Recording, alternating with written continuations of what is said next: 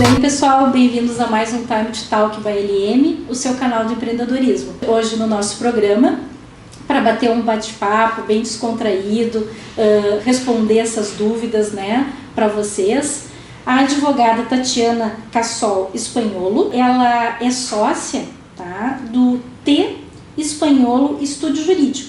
Ela é advogada formada na Unicinos, especialista em Direito Internacional e também ela é doutora, ela tem um doutorado na área do consumidor e também na parte bancária. É professora e tem uma mentoria, que ao final do programa a gente também vai conversar sobre este assunto, porque é uma parte que ela resolveu empreender nesse momento da pandemia, que é super interessante. Então é um exemplo de empreendedorismo pra gente. Então, bem-vinda ao nosso canal, doutora Tatiana. Obrigada, Cláudia. Um prazer estar aqui. Que legal. Então, para a gente começar esse bate-papo, eu queria que tu contasse um pouquinho para o nosso público, porque a gente já conversou, né, nos bastidores, então não foi sempre, né, que tu foste sócia, né, da Espanholo Estúdio Jurídico, mas tu começou antes como funcionária. Então, eu queria que tu contasse um pouquinho, né, já que é o nosso canal empreendedor, para o nosso público, o porquê, né, que tu resolveu tomar essa atitude, quais foram, assim, as dificuldades que tu enfrentou, se realmente essa tua atitude, tu viu, me realizei, né, eu acho que as pessoas têm que tentar mesmo. Eu queria que tu conversasse um pouquinho isso pra gente. Sim, eu iniciei a minha vida profissional, né, dentro do Banrisul. Então eu fiz um concurso para o Banrisul, eu iniciei na parte da compensação, trabalhava à noite porque eu estudava de dia, né, e quando eu me formei eu consegui transferência interna dentro do banco para o setor jurídico do banco, né. Então quando eu fui para o setor jurídico eu já era formada, mas eu trabalhava na parte administrativa ainda, porque tem uns trâmites burocráticos, né, dentro da assessoria jurídica para te poder ser nomeado como advogado. Na época, era uma nomeação como advogado do Banrisul. Então, passado o tempo e todos os trâmites burocráticos necessários, eu comecei a trabalhar como advogada do Banrisul mesmo, né? Então, eu trabalhava na assessoria jurídica do banco, aqui em Porto Alegre, e tinha algumas regionais que tinham outros advogados. Nós tínhamos a assessoria jurídica do banco, ela é dividida em setores, né? O meu setor era o processual civil, né? Então eu sempre fui uma apaixonada pelo direito civil, né, e uma mega apaixonada pelo processo civil, né? Então na época da universidade nós tínhamos no final do curso de direito, o último semestre era tipo uma especialização, né? Então, eu escolhi naquela oportunidade essa especialização em processo civil, né? Por quê? Porque eu gosto muito das questões sistematizadas, né? Como funciona um processo?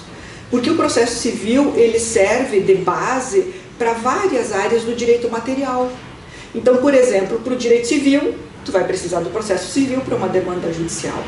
Para o direito do consumidor, tu vai precisar do processo civil para uma demanda judicial. Para o direito tributário, tu vai precisar do processo civil para uma demanda judicial, né? Então, o processo civil, ele serve como subsídio para várias áreas do direito, né? Inclusive o direito do trabalho. Verdade, né? Ele usa subsidiariamente o processo civil, sim, no que não estiver regulamentado na CLT. Então, eu escolhi o processo civil porque eu pensei na época, uma, eu tinha muita afinidade temática com o assunto, e outra, pode me servir de base, né, para transitar por várias áreas do direito. Então, na ocasião, eu estava dentro do banco, e a parte do banco, o departamento da assessoria jurídica, ele era dividido em setores. E o meu setor, eu escolhi, né, eu tive a oportunidade de escolher, né, o então chefe da assessoria jurídica disse, Tatiana, o que tu gostaria, né? Qual é o setor que tu tem mais afinidade? Era o setor da assessoria jurídica que lidava com as demandas contra o banco. Tá? Então, todos os consumidores, todas as empresas, todos que tinham demanda contra o banco, eles eram concentrados nesse setor, que era a demanda processual, e nós tínhamos que fazer a defesa do banco.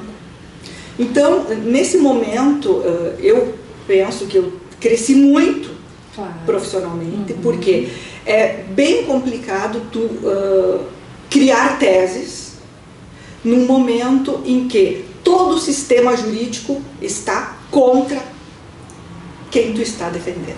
Sim. Porque na época, isso vamos projetar lá para trás, década de 90, né, os bancos eram os grandes vilões da economia, porque eles tinham juros absurdos, né, contratos bancários, né, de várias modalidades, com contratos agrupados, né, dependentes um do outro, renegociações. Então, o Poder Judiciário, na ocasião, a maioria das decisões eram contra os bancos. Sim. E nós tínhamos que criar teses e argumentos e fundamentos para tentar mostrar a legalidade do sistema bancário, o que o banco tinha, né? Por que o banco tinha que cobrar aquele juro, né? Então, na ocasião, inclusive, depois eu fiz o meu doutorado em cima dessas questões do direito bancário para entender melhor o funcionamento do sistema bancário, porque, afinal de contas, o produto do banco é o dinheiro. Claro. Né? Então, assim, o banco está emprestando dinheiro de graça? Não, né? Então, o banco tem todo um custo para emprestar o dinheiro, né? Na época tinha o spread bancário, ele era formado com títulos da União, o banco era obrigado a comprar X de dinheiro no Banco Central ao preço que o governo queria, então o dinheiro custava caro para o banco. Né? Hoje, como eu estou fora do sistema bancário, eu não sei como é que está funcionando, o quanto custa o dinheiro para os bancos hoje. Mas na época os bancos tinham um limite X, todos os dias o banco tinha que comprar tantos milhões em títulos da dívida pública para ter dinheiro em caixa. Então, essa compra de títulos tinha um custo, porque quando é que ele ia recuperar aquele dinheiro? Né? Então, esse custo do dinheiro é que, em tese, passava para os clientes através das várias modalidades diferentes de contratos bancários. Então, nós tínhamos todo um fundamento, né? E eu me aprofundei muito nisso, né? E gostava muito do que eu fazia, né? Então, era um desafio, todos os dias era um desafio, né? Que a gente tinha que desconstruir uma tese, de certa forma, já pacificada nos tribunais, né? E hoje em dia já está muito diferente tudo isso, né? Teve toda uma construção jurisprudencial que muito foi fruto daquela época, né? Então, hoje os bancos conseguem cobrar a taxa pactuada, né? Prevalece na justiça a taxa pactuada. Naquela época não prevalecia a taxa pactuada, porque ainda tinha aquela questão dos 12% que estava na Constituição, depois foi para o Código Civil, etc. Então hoje os bancos já estão desatrelados desse sistema jurídico, né? Então eles podem cobrar a taxa pactuada de mercado, né? Então hoje ainda tem abusividade, sim. Hoje ainda se vê algumas abusividades nos contratos bancários, mas é um que outro tipo de contrato, um que outro banco, né? Não é genérico como era naquela década de 90. Né? E daí toda essa tua experiência, aí quando é que surgiu o bichinho do empreendedorismo? Bom, aí resolveu fazer a tua mudança difícil, né? É, muito difícil, muito difícil. Então, em 2002, né, então, estava nesse sistema todo, trabalhando, o jurídico do banco, tudo tranquilo. Em 2002, o ex-sócio do meu ex-marido resolveu sair da sociedade. Então, ele ficou sozinho no escritório e ele disse, Tatiana, quem sabe, né? Tu tem toda essa bagagem, né? Sim. Vamos trabalhar para nós. Claro. Né? Então, eu disse, ok, então é agora que eu vou sair do banco. Né? Então, a gente sai e a gente fica com medo. Com certeza. A gente fica porque afinal de contas tu fez um concurso, né? É. E o pior é que quando a gente pede aconselhamento com os amigos, eles dizem assim, tu é louca? Tu é louco? Né?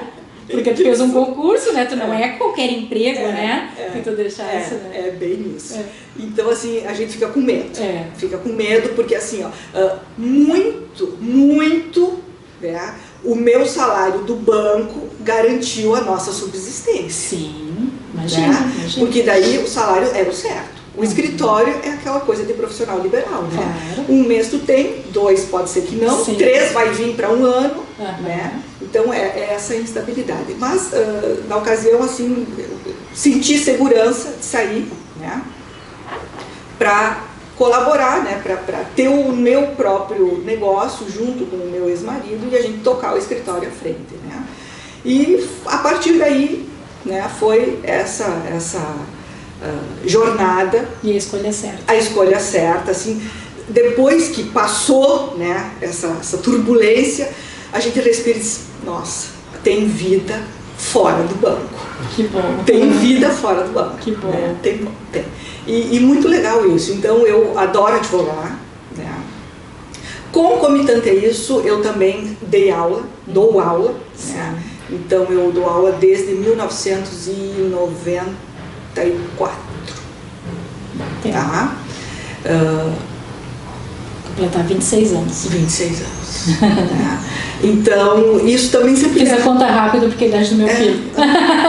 Contador é isso, né? Advogado, ó, tem que acessar o chip para fazer a conta. Eu usei. Contadora, faz a conta não. Isso.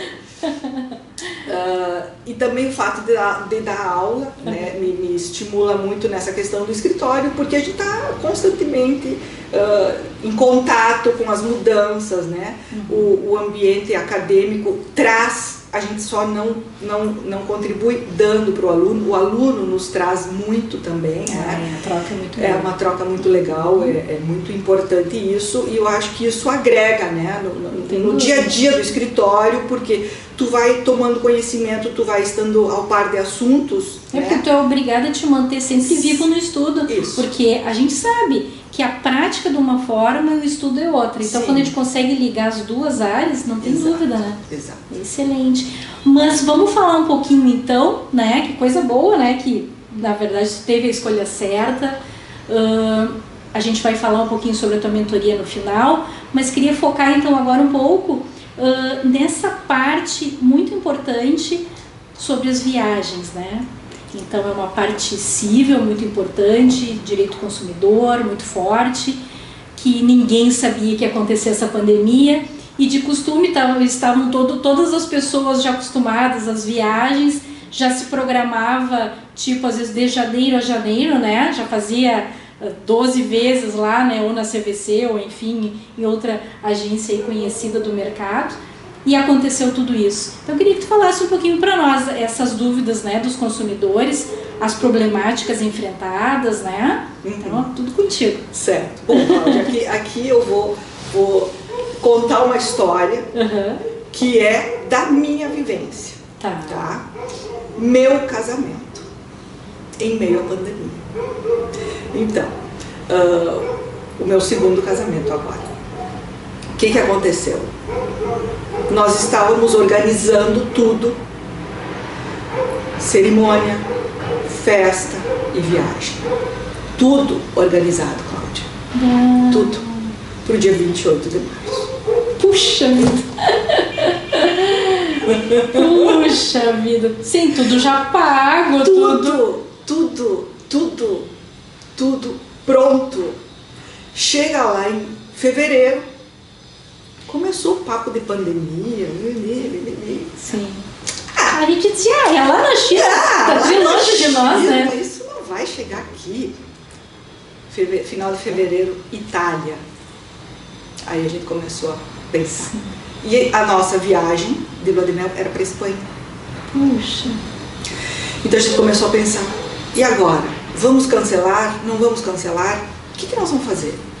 Vamos esperar mais um pouco? Talvez fique só na Itália, né? E não espalhe para outros lugares, né? Tá. Início de março, começou a pandemia na Espanha. Aí o meu marido, ele começou a fazer os contatos com os hotéis. Sim. Que já estavam reservados. Ele conseguiu cancelar todos. Passagem de trem, que nós já tínhamos comprado. E quando a gente compra as coisas com antecipação, né, tem aquela opção de comprar a passagem com o cancelamento. Sim. Tá? Só que como é em euro, né, era muito mais alto com o cancelamento, nós compramos sem cancelamento as passagens de trem. E uma passagem de avião interna lá também, sem cancelamento. Bom, ele começou a fazer os contatos, mandar e-mail, etc, etc. A passagem, todos os hotéis a gente conseguiu cancelar sem custo. A passagem de trem, até Até então, ele não conseguiu cancelar sem custo. E a nossa viagem de Porto Alegre para a Espanha, ele conseguiu cancelar, tendo o reembolso total do valor. Mas tudo isso aconteceu antes de decretar a pandemia aqui no Brasil. Sim. Por quê? Tudo que se tentou fazer depois que foi decretada a pandemia, porque houveram algumas medidas provisórias que tentaram regulamentar a situação, né, do turismo, dos shows, dos eventos, que foi, por exemplo, a questão do casamento, criou um congelamento de situações. Então, na minha vida particular, ok, nós conseguimos resolver, né, tranquilamente, porque a gente conseguiu tomar todas essas providências antes do Brasil decretar a pandemia. Entendi. Agora, quem precisou tomar essas providências depois do decreto de pandemia encontrou muitos percalços, muitos problemas. E o que a legislação fez? Nós temos tinha medida provisória, hoje já é lei, que regulamentou, então, a questão dos shows e eventos. Tá? Então, por exemplo, um show ou um evento que já estava programado, que já tinha ingressos vendidos, tá? O que essa MP, que virou lei, fez? Ela disse o seguinte: bom, eles podem devolver o ingresso pelo valor que a pessoa pagou, né? Ou dar um crédito para a pessoa para um outro show, para um outro evento, que sabe-se lá quando vai acontecer. Passagens aéreas também, e teve muita alteração em termos legislativos neste período da pandemia, né? Eu quero deixar bem claro, agora no período da pandemia, porque a lei fala no curso do período da pandemia. Então eles estipulam uma data, lá de março até 31 de novembro, e tem uma outra que é 31 de dezembro. Então essa lei só vai valer nesse período. Tá? Aonde, por exemplo, passagens aéreas, né, que eu acho que as pessoas tiveram um grande prejuízo por conta desta lei, para quem já tinha viagem programada, para quem já tinha coisas pré-programadas e pagas. Por quê, Cláudia? Por exemplo, quando você vai comprar uma passagem aérea, vamos pegar um exemplo europeu, que é Estados Unidos, Europa, onde é em dólar e euro, né? Então, o que você busca fazer? Eu vou tentar organizar a minha viagem assim, com um custo menor, então eu vou programar, eu vou viajar em setembro, porque em setembro, né, eu sei que o custo da passagem para a Europa é menor. Então eu vou viajar em setembro. Tá. Tu se programa 6, 8 meses antes para poder, né, viajar em setembro, já faz a cotação dos hotéis, etc., para setembro, porque tu conseguiu um preço menor. Sim. Aí agora, o que a lei diz? Tu pode ou pegar o dinheiro de volta ou remarcar isso. Mas quando você for remarcar a tua viagem, ajustado os valores. Eles vão te devolver hipoteticamente, né? Eu gastei $1.000 para comprar a passagem. Eles vão te devolver $1.000. Sim. Só que quando eu vou remarcar a passagem para o ano que vem, não vai mais estar $1.000. A passagem vai estar $2.000, $3.000. E aí o que acontece? Se eu quiser viajar, eu tenho que pagar a diferença. Entendi. Isto numa condição normal, né, que não fosse pandemia, não poderia acontecer.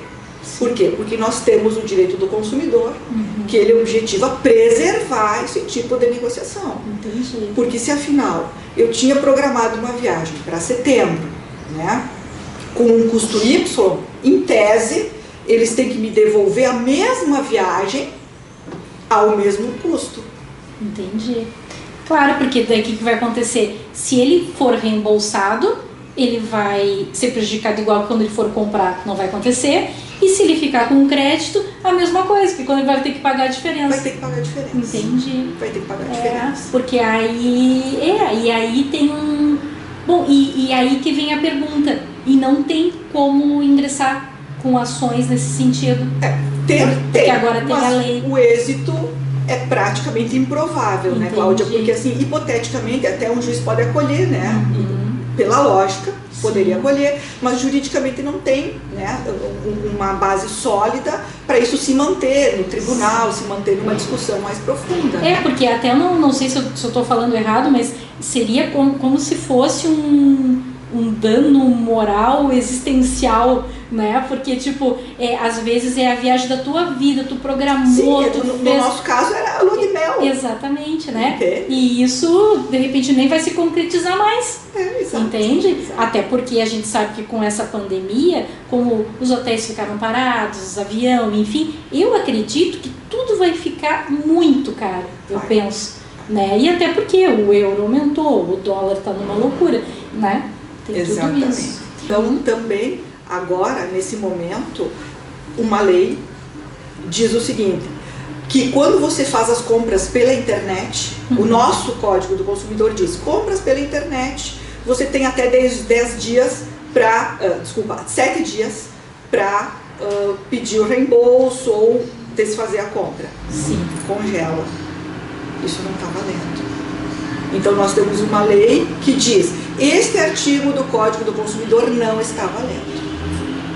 Entende? Então, várias coisas acontecem no sistema legislativo que, de certa forma, elas visam proteger o comércio, mas elas vêm também prejudicar o consumidor, né? Porque, por exemplo, eu compro uma coisa, não vem o que eu comprei, ou vem com defeito, eu não posso pedir a troca. Eu gostaria que tu falasse um pouquinho para nós, então, dessa parte que tu está empreendendo, né, agora na pandemia, tuas ideias da mentoria para os jovens, né, advogados, aproveitando, né, essa tua carreira de advogada, mas também como professora, né? Então tu teve essa visão, né? Então eu queria que tu falasse um pouquinho como é que surgiu essa ideia, se está dando certo. Sim, a pandemia trouxe assim, um momento de reflexão, eu acho que para muitas pessoas. Verdade. Né? A gente tem um ritmo de vida, né, onde tu tem escritório, tu tem família, tu tem universidade, tu tá naquele envolvimento no dia a dia. O que a pandemia fez? A pandemia, para mim, me fez ficar em casa, né? Então eu tô em home office ainda, né? Venho para o escritório uma vez por semana só para pegar um livro, pegar uma pasta, né? Pegar algum material, estou trabalhando em home office ainda. E esse fato de ficar em casa, né, de ficar parada, eu fiquei um tempo assim, me adaptando a uma nova sistemática, né, me fez parar para pensar outras coisas. Né? Então eu já tinha um desejo muito antigo de fazer algo para os alunos, para depois que eles se formassem. Né? Porque o que se percebe? A gente, na universidade, nós damos aquela bagagem que nos afeta dentro do conteúdo da disciplina, né? E se vê que quando ele sai lá da universidade, ele fica meio perdido. Verdade. Então, a ideia que eu tinha já antiga, e que graças à pandemia, né, tem coisas positivas na pandemia, né? Eu acho que tem muitas coisas positivas. Então, este é um fator muito positivo para mim.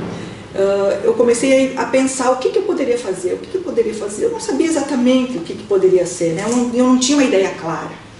E aí, conversando com pessoas, fazendo pesquisa, tendo uma orientação assim mais focada no que eu estava pensando, eu consegui descobrir que o que eu queria fazer era uma mentoria. E aí, que tipo de mentoria, né? Então, a mentoria que eu tenho, que eu estou propondo, que faz parte já da minha vida profissional, porque eu já estou dando essa mentoria, é para jovens carreiras jurídicas. Então, o pessoal sai da universidade, né? Eu digo assim, eu quero dar a mão, né, para esse jovem advogado e ajudar ele a conduzir ele nesse início de carreira. Né? Porque tem muitos que saem, né? E agora? Eu tenho diploma, mas como é que eu faço? Né? Como é que eu vou atender o cliente? Como é que eu vou cobrar honorários? Como é que, né? Então, a mentoria, ela vem nesse sentido de eu usar a minha experiência, né? A minha vida toda de experiência no direito, no escritório, na universidade, para colaborar com essas pessoas que estão iniciando na carreira jurídica, né?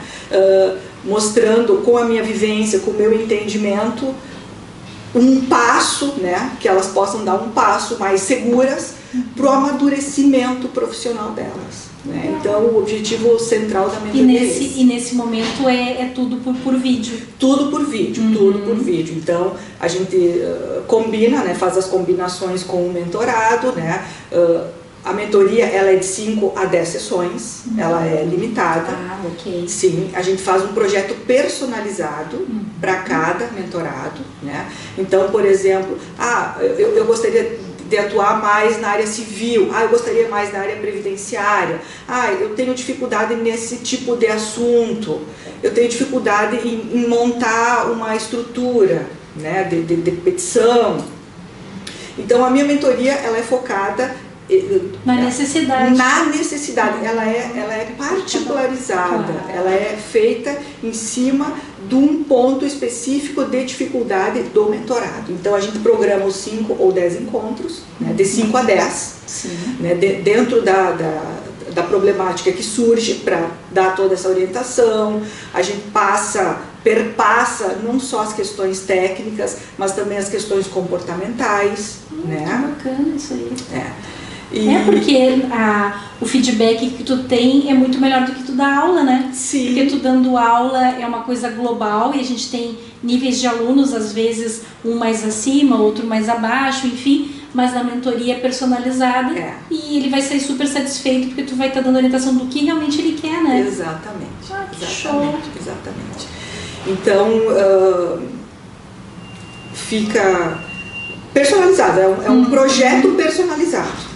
Tá? Personalizado. Então, de acordo com o que a pessoa está sentindo necessidade naquele momento, é que nós vamos montar o projeto e definir, né, dentro desses encontros, o que nós vamos fazer. Entre os encontros, eu passo tarefas que às vezes são técnicas e às vezes não são técnicas, são tarefas para a pessoa olhar para dentro. Entendi. Também. Bem coaching, assim. É parecido. A mentoria, ela é um pouquinho parecida com o coaching, né? Só que a mentoria, eu levo a minha bagagem para ajudar. O coaching não, né? Sim. O coaching é só os questionamentos que a pessoa... É o autoconhecimento. O autoconhecimento. Né? Que bacana. Adorei esse bate-papo. Que bom, eu também gostei, fiquei muito feliz. Então, eu gostaria que tu falasse um pouquinho para o público, assim deixar tuas palavras finais, né? E depois também deixar o teu contato. Penso que a pandemia, mesmo sendo uma situação muito ruim, né? Porque muitas vidas foram, né? Nós estamos tendo uma restrição de circulação, né? E eu tenho uma particularidade, que eu tenho uma das minhas filhas, ela é grupo de risco, então a gente tem muitos cuidados em relação a isso, mas a pandemia, acredito que ela também ela nos traz um momento de reflexão, né? E este momento de reflexão, acho que faz com que nós consigamos ver coisas que muitas vezes antes da pandemia não se enxergavam, né? Então, na minha situação particular, eu acho que por conta da pandemia eu consegui realizar um sonho, que foi montar essa mentoria, né, para as jovens carreiras jurídicas. Estou muito feliz, né? Tenho tido muitos resultados legais, muitos contatos, muitas mensagens, né, muitas trocas. Já estou fazendo mentoria, né? Então, tudo tem um lado positivo. Claro. Né? Então, a pandemia é ruim, é péssimo, mas tem um lado positivo. Acho que a gente pode construir, reconstruir, né, coisas da nossa vida, do nosso dia a dia, para o lado positivo também. Então, o lado negativo nos traz uma oportunidade positiva, né? E qualquer coisa, qualquer dúvida, né, se precisarem de alguma sugestão, dica, etc., o meu e-mail específico da mentoria é tatianaespanholo.mentoria@gmail, e o meu e-mail particular, tatianaespanholo@gmail.com. Então, até mais um Time to Talk by LM, seu canal do empreendedorismo. E não esqueçam, né, de se inscrever no nosso canal, dar um like, e até semana que vem com uma baita entrevista, como sempre. Tchau, tchau.